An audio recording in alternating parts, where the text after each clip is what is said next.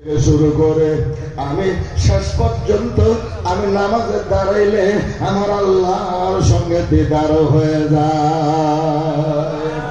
আমি যখন নামাজে দাঁড়াই, আমি নামাজে দাঁড়াইলে মাওলা পাকের সঙ্গে আমি রাসূলের দিদার হয়ে যাই। জুড়ে বলুন না সুবহানাল্লাহ।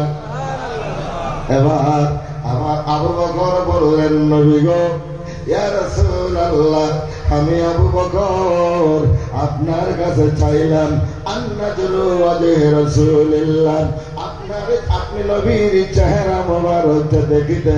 তার কারণ হলো নবী গো, আপনি যেই চেহারা মোবারক দিয়ে আমার আল্লাহকে দেখেছেন, আমি আবু বকর চাই আপনার চেহারা মোবারকটাকে আয়না বানিয়ে রাখতেন।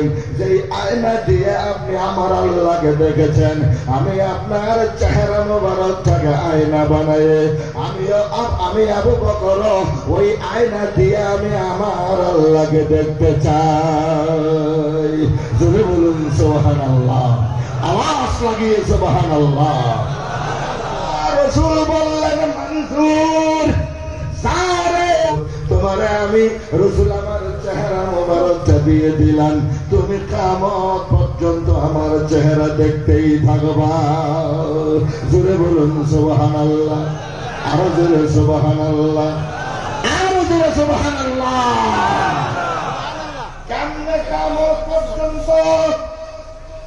এবার একটু তাকান, আমার কথার দিকে তাকান। ও বন্ধুরে, মুহাম্মদ রাসূলুল্লাহ যেখানে আমার আল্লাহর নবী যেই জায়গা পবিত্র জায়গার মধ্যে ঘুমিয়ে আছে, আবু বকর ইন্তেকাল করলো। আবু বকরকে আমার রাসূলের পাশে জায়গা করে দেওয়া হলো। জুড়ে বলা যাবে কে সুবহানাল্লাহ। আমার নবী বলেন, আবু বকর রে, আমার পাশে শুয়ে থেকে থেকে আমি রাসূলের চেহারা মোবারকটা কিয়ামত পর্যন্ত তুই দেখতে থাকবি। কি ভাই শুইছে না? কথা কয় না, শুইছে না? আবু বকর আমার রাসূলুল্লাহর পাশে শুইছে কিনা জোরে বলেন।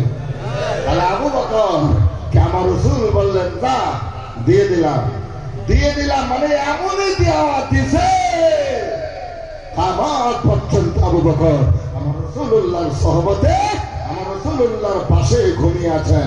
ঘুমিয়ে থেকে থেকে আমার রাসূলের চেহারা মোবারক দেখতেছেন। জোরে বলুন সুবহানাল্লাহ। আমার রাসূলের চেহারায় আলোয়ার দেখতেছেন আবু বকর সিদ্দিক রাদিয়াল্লাহু তাআলা আনহু। জোরে বলুন সুবহানাল্লাহ। কি ভাই সুবহানাল্লাহ বলতে কষ্ট হয়? এবার বাম দিকে তাকায় দেখেন, বাম দিকে ঘুরে দেখেন, আরেকজন বসে আছে ওমর আল ফারুক।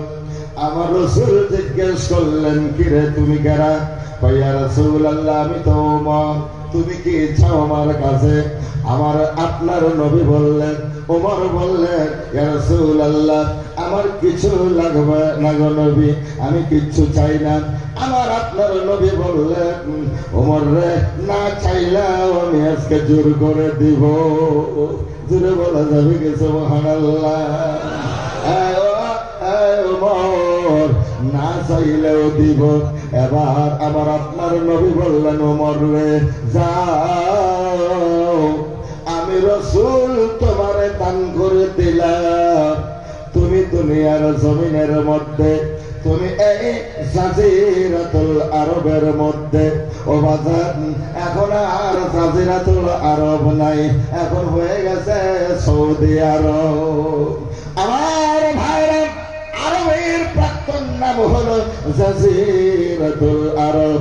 আমার আপনার দয়াল নবী বলেন, ওমর রে, এই জাজিরাতুল আরবের মধ্যে তুমি আবার এক সেকেন্ডের জন্য যেইখানে তুমি তোমার কদম রাখবেন, আমি রাসূলুল্লাহ তাওহীদি জবান দিয়ে ঘোষণা দিলাম, আমি রাসূলুল্লাহ